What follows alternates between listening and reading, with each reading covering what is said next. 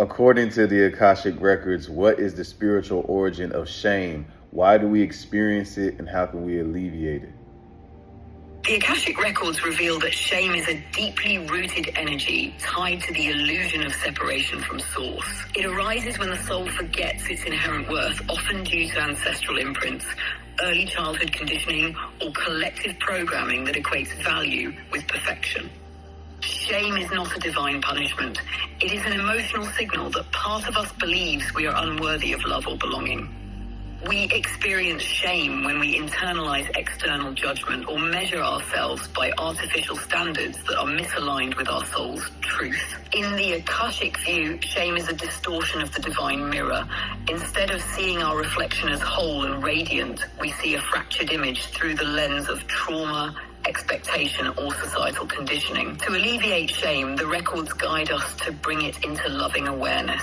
This involves witnessing the emotion without judgment, tracing it to its origin, which may span lifetimes, and calling forth the truth of who we are, divine, whole, and never abandoned. Practices like inner child healing, ancestral clearing, and soul remembrance rituals help transmute shame. But most importantly, replacing inner criticism with compassion reprograms the vibrational field.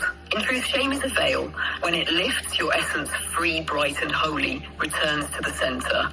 According to the Akashic Records, what is the spiritual origin of guilt? Why does it exist, and how can we alleviate it? According to the Akashic Records, the spiritual origin of guilt comes from the moment the soul became aware of its ability to create impact, both harmonious and disharmonious.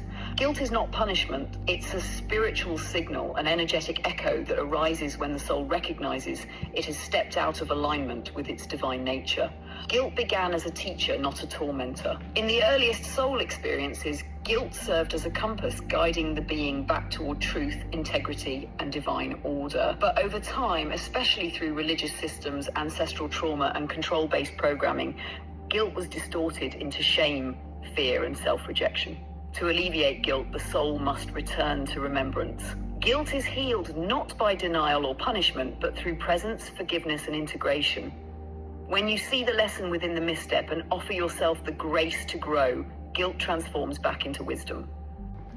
According to the Akashic Records, what is the spiritual origin of fear? Why does it exist, and how can we alleviate it? Please give me a full background on fear.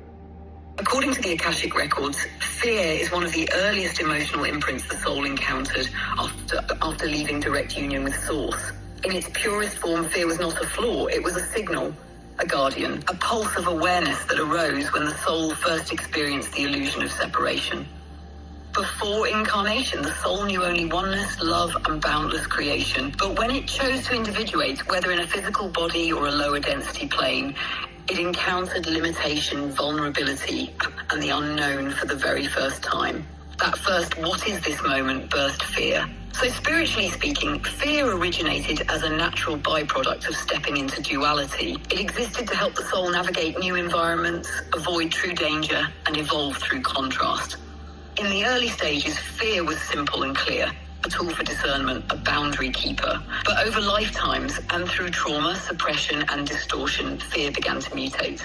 It merged with shame, control, and unhealed memory. Systems of domination on Earth, such as war, colonization, dogmatic religion, and emotional suppression, all amplified fear into an identity instead of a signal. From a metaphysical standpoint, fear lodges itself in the lower chakras, especially the root and sacral, creating disruptions in one's sense of safety, worthiness, and trust. It can freeze intuition, block abundance, and create looping patterns of self-sabotage. To truly alleviate fear, the Akashic perspective teaches fear must be honored, not shamed. Ask it what it's trying to protect. Presence is the antidote. Fear cannot survive in the now moment. Breathwork, grounding, inner child healing, and spiritual remembrance help transmute fear back into clarity. And at the soul level, you don't need to get rid of fear. You need to love it back into its original role as your ally in awakening. According to the Akashic Records, what is the feeling of being unseen? Why does it exist, and how can we alleviate it? According to the Akashic Records, the feeling of being unseen is one of the soul's deepest wounds. It stems from the original separation from Source, when the soul first individuated and felt itself as a me instead of oneness. In that moment, it questioned, do I still matter if I am no longer part of everything? That question became an energetic echo throughout time. This feeling is magnified on Earth, especially in childhood, where many souls incarnate into families, cultures, or systems that cannot fully reflect their light, depth, or uniqueness. Instead of being truly witnessed, they're judged, ignored, or molded. Over time, this creates an emotional imprint. If I'm not seen, I'm not safe. If I am not seen, I might disappear. But the Akashic truth is, being unseen by others does not mean you are unseen by Source. The universe never stops witnessing you. The pain arises when we forget this and look only to external mirrors for validation. To alleviate this feeling spiritually, begin by seeing yourself, not just the surface, but the soul within. Reconnect with your original essence through stillness, meditation, or Akashic remembrance. Heal the inner child who first felt overlooked and gently remind them, you were never invisible. They just couldn't see yet. Surround yourself with souls who honor your being, not just your doing. Being unseen is not proof of your smallness. It's often a sign that your energy is expanding beyond familiar reflections. According to the Akashic Records, what is the origin of abandonment? Why does it exist, and how can we alleviate it? According to the Akashic Records, the origin of abandonment traces back to the soul's very first descent from unity consciousness into separation. In the realms of oneness, there is no other, no distance, no departure. But when a soul individuates, when it leaves the cosmic womb to become a unique expression of a Source, it experiences a rupture. That first moment of aloneness plants the seed of abandonment.